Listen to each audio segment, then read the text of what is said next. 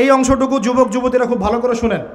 দিনী বোন যাদের বয়স হায়েজ হয়ে গেছে, যাদের হায়েজ হয়েছে এখান থেকে শুরু করে সবাই, যারা বালেগ হয়েছে আমরা ছেলেরা, সবাই ভালো করে কথাটা শুনেন।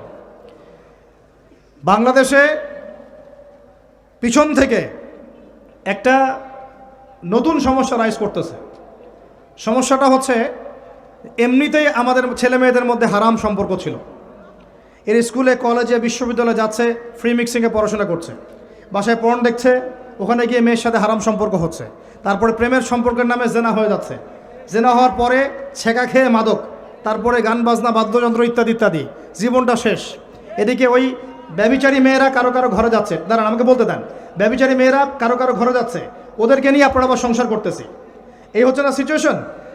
একজনের 5টা গার্লফ্রেন্ড, একজনের 4টা গার্লফ্রেন্ড, আরেকজনের 3টা বয়ফ্রেন্ড, 4টা বয়ফ্রেন্ড, এই ধাপগুলো পার হয়ে হয়ে এরা সংসারের জীবনে আসতেছে যখন বয়স হয়ে যাচ্ছে 25-30।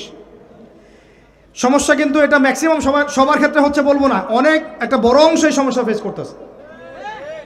এর মধ্যে এই ফ্রি মিক্সিংয়ের মধ্যে শুরু হয়েছে নতুন একটা জিনিস, যে ভালোবাসার আবার লিঙ্গ কি, ভালোবাসার আবার এখানেই শুরু হয়েছে ছেলে ছেলে জেনা করা এবং মেয়ে মেয়ে জেনা করা। ছেলে ছেলে জেনা করা আর কি বললাম বলেন, মেয়ে মেয়ে জেনা করা, নাউজুবিল্লাহ। এটা কমে লুত, এর শাস্তি আসবে যদি আমরা তওবা করে ফিরে না আসি। এর উপরে এখন শুরু হয়েছে ভালোবাসার আবার ধর্ম কি, ভালোবাসার আবার, আমার সাথে বলেন কি বললাম, ভালোবাসার আবার, এদিকে মনোযোগ দেন, ভালোবাসার আবার কি, ভালোবাসার আবার কি, এই কথাটা এই স্লোগানটা দিয়ে কি করা হচ্ছে আপনারা শুনেন। অমুসলিম ছেলে মুসলিম মেয়ের সাথে প্রেম করতেছে, অমুসলিম ছেলে মুসলিম মেয়ের সাথে প্রেম করতেছে, বলতেছে ভালোবাসার আবার ধর্ম কি, তুমি আমি একে অপরকে মহব্বত করি, ভালোবাসি, এর মধ্যে ধর্ম আসবে কেন? বলছে তুমি আমার ধর্মে দীক্ষিত হয়ে যাও, অথবা আমি তোমার ধর্ম কবুল করে মুসলমান হয়ে যাব। এই মিথ্যা কথাগুলো প্রলোভন দিয়ে এখানে ওখানে পার্কে নিয়ে গিয়ে চটপটে ফুচকা খাওয়ায়, কফি শপে নিয়ে গিয়ে এভাবে আস্তে আস্তে আস্তে আস্তে মেয়েদেরকে লাইনে নিয়ে আসতেছে। আনার পরে শোনেন, কথা আগে শুনেন, বুঝেন। আপনি ঠিক বললেও ঠিক, এটা না বললেও ঠিক, কারণ চলতেছে এটাই সমাজে। এখন কথা হচ্ছে, আমরা যদি আমাদের বোনদের ইজ্জতকে বাঁচাইতে চাই, এই বিষয়টা সম্পর্কে সচেতন থাকতে হবে। মেয়েদেরকে ফাসলিয়ে এভাবে প্রেমের জালে ফেলে শেষমেশ বেডে নিয়ে গিয়ে ধর্ষণ বা গণধর্ষণ করে মেয়ের ওই ওভারির মধ্যে ওদের বীর্যপাত করে দিয়ে ওই ছেলেটার কোনো খবর পাওয়া যায় না, লাপাত্তা হয়ে যায়।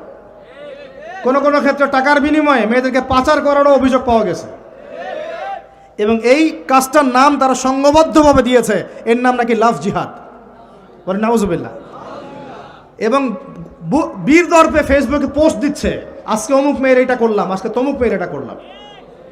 ভিতর থেকে একটা চক্র কাজ করতেছে, এবং এই চক্রের কেউই মুসলিম না, এই চক্রের কেউই কিন্তু মুসলিম না। বাইরে আবার পরিচয় দিতে পারে যে আমি মুসলিম, আমার নাম অমুক, নাম পরিবর্তন করে মুসলিম মেয়েদেরকে ফাসলিয়ে এই জেনার ফাঁদে ফেলে ওর পিছনে কিছু টাকা খরচ করে, কিছু সময় দিয়ে ওকে প্রয়োজনে ঘুমের ওষুধ খাওয়ায়, প্রয়োজনে আবার জাদুটোনা করে, বান মারে, ওকে তাবিজ কবজ করে বিছনায় নিয়ে এসে ধর্ষণ বা গণধর্ষণ করে, ওই ভিডিওগুলো দিয়ে পরে ওকে ব্ল্যাকমেইল করে, পরে ওর কাছ থেকে টাকা খাওয়া শুরু করে, কোনো কোনো ক্ষেত্রে মেয়েদেরকে পাচারও করে দিচ্ছে। আমাদের মেয়েদেরকে বলতেছি, কোনো অবস্থাতেই কোনো মুসলমান ছেলের সাথেও কোনো অবৈধ সম্পর্কে যাবেন না। আর অমুসলিম হলে তো কোনো কথাই নাই। অমুসলিমের সাথে আপনার কিসের প্রেমের সম্পর্ক? একটা চট দিয়ে দাঁত ফেলা দেওয়া দরকার মেয়েরা। অমুসলিম ছেলের সাথে তোমার কিসের প্রেমের সম্পর্ক? পরে যখন এই ছেলেগুলো তোমাকে নিয়ে রেপ করে রাখবে, তখন তোমার আক্কেল হবে? তখন তোমাদের হুঁশ ফিরবে? তখন এসে আমাদের কাছে মেসেজ করতেছে, আমার এই সমস্যা হয়েছে, আমাকে এখন আমি কি করব বলেন। আমাদের ওয়াইফদের কাছে মেসেজ করে, এরকম এরকম হয়েছে আমার সাথে, আমরা কি করব বলেন। তো তোমাকে কে যাইতে বলছো এই ছেলের কাছে? তুমি তোমার ইজ্জত ওখানে, তুমি তোমার পায়জামা কিভাবে খুললা সেখানে, আর কিভাবে বলবো বলেন? তুমি একজন মুসলিম ঘরের মেয়ে, তোমার ইজ্জতের দাম নাই, তোমার সম্মানের দাম নাই, তোমার ইজ্জত আবরুর দাম নাই। তুমি কেমন করে নগ্ন হয়ে বাইরে ঘুরতে পারো? তুমি কেমন করে একটা অমুসলিম ছেলের সাথে প্রেমের সম্পর্ক করতে পারো? কিভাবে তুমি একটা অমুসলিম ছেলের সাথে বেড়ে যেতে পারো? তার সামনে তোমার পায়জামা কেমন করে খুলতে পারো তুমি? আমার ল্যাঙ্গুয়েজ আপনি রাগ করেন না, আমি খুবই ফেড আপ এদের উপরে। একটা মেয়ে একটা মুসলিম ছেলের কাছেই তো যাইতে পারবে না অবৈধভাবে। যাইতে হইলে তোমার শর্ত তিনটা: বিয়ে করতে হবে, বালেগ হইতে হবে, সাক্ষী থাকতে হবে, মোহর দিতে হবে, তারপর যাইতে পারবো তুমি। মুসলিম তো মুসলিম করতে এখন অমুসলিমদের সাথে প্রেম করা শুরু করছো। আর যখন অমুসলিমদের দ্বারা তোমরা ধর্ষিত হচ্ছ, তোমাদেরকে পাচার করতেছে, তখন বলে আসে আমাদের কাছে চিঠি লেখো যে আমরা এখন কি করব। এদের কি ভাই নাই? বাসায় কি বাবা নাই? বাসায় ভাই নাই? এই চক্র থেকে সাবধান থাকেন। আর আমাদের সমাজে যারা দায়িত্বশীল, রাষ্ট্রের যারা দায়িত্বশীল, যারা উপরের লেভেলে আছেন, এই বিষয়গুলোর উপর কঠিন দৃষ্টি দেওয়ার জন্য আমি রিকোয়েস্ট করব। আমরা কিন্তু কোনো ধর্মের মানুষের সাথে কোনো দ্বন্দ্ব চাই না। চাই? আমরা যে 50-60 বছর থেকে একসাথে বসবাস করতেছি, আমরা কি কোনোদিন কারোর সাথে মারামারি করছি? কোনোদিন দেখছেন যে খ্রিস্টান মুসলিম মারামারি হচ্ছে? ইহুদি মুসলিম মারামারি হচ্ছে বাংলাদেশে? হিন্দু মুসলিম মারামারি হচ্ছে বাংলাদেশে? দেখেছেন কখনো? এখন কি নতুন করে শুরু হলো এগুলা? আল্লাহ রাব্বুল আলামিন আমাদের দ্বীনি ভাইদেরকে বুঝদান করেন, বোনদেরকে বুঝদান করেন। কোনো অবস্থাতেই মেয়েদেরকে আপনি এভাবে ছেড়ে দিয়েন না বাইরে। কোন অবস্থাতেই একটা মেয়ের হাতে অকালে মোবাইল ফোন তুলে দিয়েন না। কোথায় যাচ্ছে খোঁজ রাখেন, কার সাথে মিশছে খোঁজ রাখেন। একটা বাড়ির সম্মান নষ্ট হয়ে গেলে কখনো ফিরে আসে না।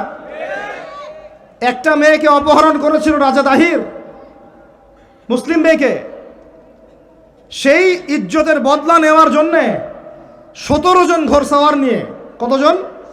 মাত্র 17 জন ঘোড়সাওয়ার নিয়ে মোহাম্মদ বিন কাসিম এই সিন্ধুর রাজা দাহিরকে আক্রমণ করে ওই জায়গায় পরাজিত করেছিল। একটা মেয়েকে নিয়ে এই ঘটনা ঘটেছিল। আমাদের বোনের ইজ্জতের এত বড় দাম। একজন নারী, শোনেন, একজন নারী বনু কাইনুকার বাজারে গিয়েছিলেন তার প্রয়োজনে। ইহুদি তার শ্লীলতাহানি করেছে, তার সতর খুলে দিয়েছিল একজন ইহুদি। এটা দেখে একজন মুসলিম ভাই সেখানে থাকতে না পারে ওই ইহুদির গর্দান নামিয়ে দেয়। এই ইস্যুকে কেন্দ্র করে ইহুদিরা মিলে ওই ভাইকে শহীদ করে। তখন ওই বাজারে ওই ভাই ছাড়া আর কেউ ছিল না, একজনই ভাই ছিল। এরপরে এই মামলা আসলো নবীর দরবারে সাল্লাল্লাহু আলাইহি ওয়াসাল্লাম। এটা মদিনার ঘটনা।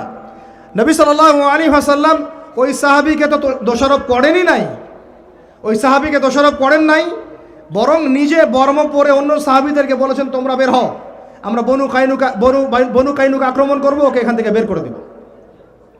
একজন দিনী বোনের ইজ্জতের বদলা নেওয়ার জন্য পুরো বনু কাইনুকার ইহুদিদের সাথে যুদ্ধ হয়েছে।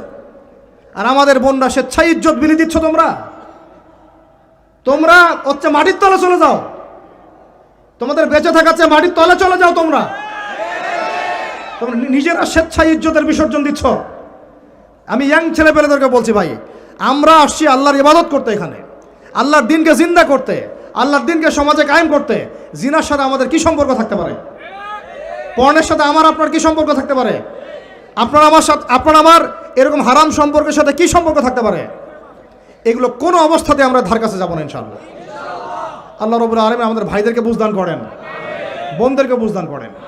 আমি যা বলেছি আমাকে আমল করার তৌফিক দান করেন, আপনাদের সবাইকে আমল করার তৌফিক দান করেন।